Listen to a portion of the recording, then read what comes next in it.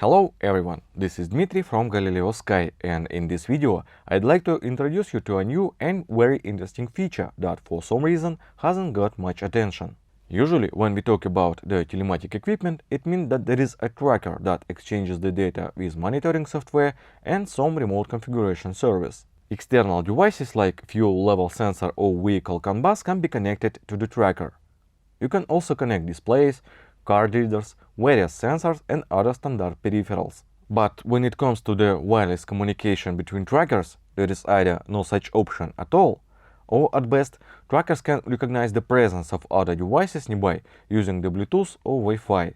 I think many experienced integrators can agree that a lot of times they needed one tracker to react some way to the event that was detected by another tracker. There are lots of examples. For instance, you can start loading the grain from a harvester automatically when a truck driver gets to this harvester and presses the Ready to Start Loading button. But what if I told you that Galileosky 7X and Galileosky 10 devices, by means of easy logic algorithms, let you make this interaction happen? This technology is called Message Transport System and since recently is available in Easy Logic. The trackers interact through GSM or Wi-Fi network with access to the internet when using the transport message system. The devices do not communicate directly. Instead of this, they use a special service of the Galileosky remote configuration server. The overall logic is that you can use algorithms to organize the event publication on the server. For the second tracker, the event appearing on the server acts as the starting event of the algorithm chain, just like the incoming command block in Easy Logic. I think some of you have already noticed that this time I have two devices on the table with the power supply and antennas connected. So let's try to configure our trackers and create algorithms for them to make sure they communicate using the transport message system. The transport system features are available for Galileosky 7X devices starting with the firmware 45.0 and Galileosky 10 devices starting with the firmware 1.1.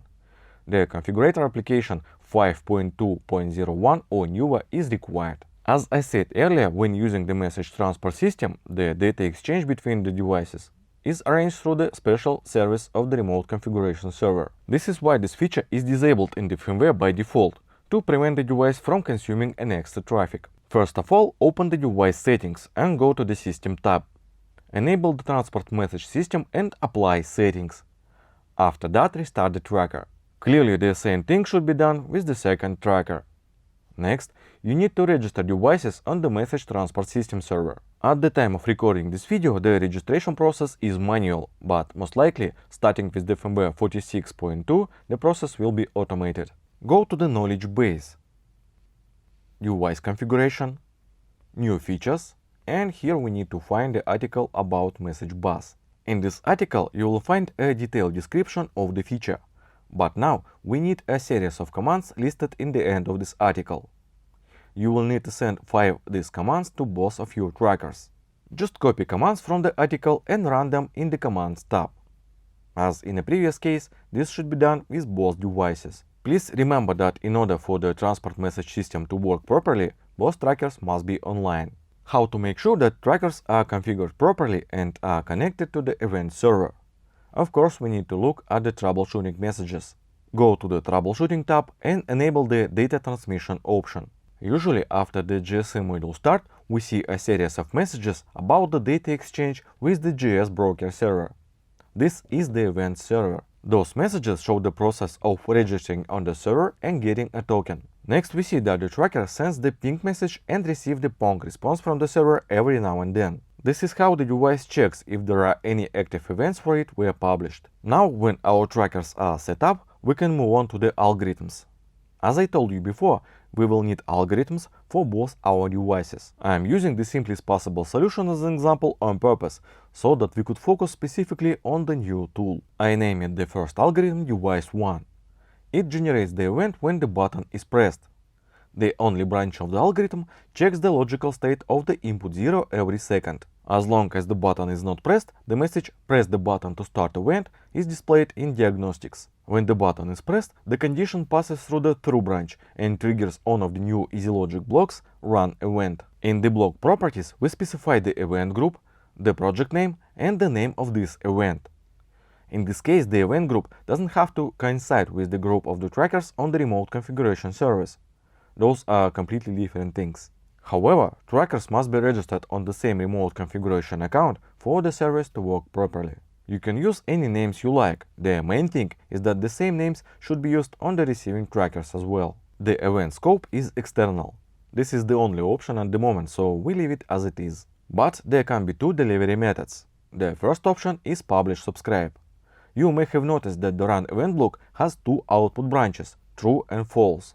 So if the publish-subscribe delivery method is selected and if the successful publication of the event is confirmed by the server during the given event lifetime, the block will pass through the true branch. In other words, in your logic, you can check if your event was successfully published on server or not.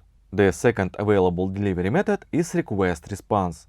In this method, the run event block passes through the true branch if the event was not only published successfully, but there is also a confirmation from at least one tracker about receiving it. Next, we need to configure the event lifetime. The left time parameter is set in milliseconds and published on the server together with the tracker's onboard time of creating the event. At this point, it's worth noting that if there is a chance that your devices may be in places with poor GPS or GSM reception, it is better to set a longer lifetime. The point is that trackers use the satellite signal to get the current time, and without it, there may be some drift in the onboard time. Because of this, devices may ignore some event, simply treating it as overdue. To avoid this, set the event lifetime to be longer. We also can send multiple arguments along with the event. For example, I send the parameter status of input 0, but you can send more arguments. Now let's check the algorithm for the receiving tracker. The algorithm is also as simple as possible. The new block here is the start event called getEvent. In its settings, we set the same parameters as in the first algorithm. Those are event group, the project name, and the name of the event itself. Also, select the variable to save the received argument to. As soon as the receiving tracker sees the event on the server, it starts the respective algorithm chain. In my case, the device displayed the message in diagnostics and blinks the LED connected to the output 0 several times. Let's now look at the whole system in action. I have two configuration applications running, so I can watch the diagnostic of the my tracker and the receiving tracker at the same time. Yeah, it's totally possible to work with two configurators at the same time. I press the button on the main tracker and it triggers the event.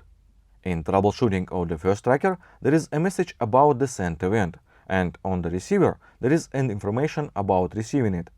You can also see that the LED is working. I'm sure you understand that you can easily create much more complex interaction and data exchange schemes using these tools. For example, you can check if all receiving trackers receive the information about the event. Finally, I should mention that when this feature is active, the trackers start communicating with onboard server all the time, which slightly increases the traffic consumption. Most of the time, this is only a short ping-pong messages exchange, but when the device is just connected to the server, it sends about 1 kilobyte of service information. Please keep this factor in mind.